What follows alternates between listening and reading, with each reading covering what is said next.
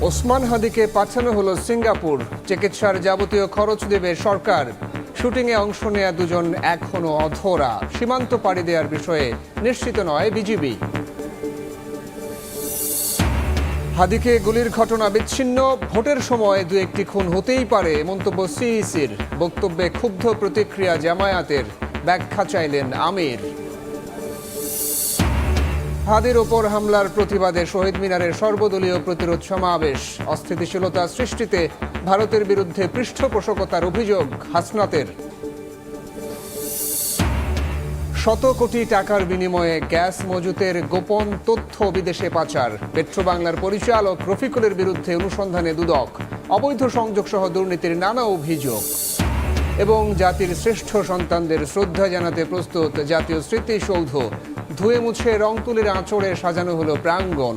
নিরাপত্তার চাদরে ঢাকা পুরো এলাকা।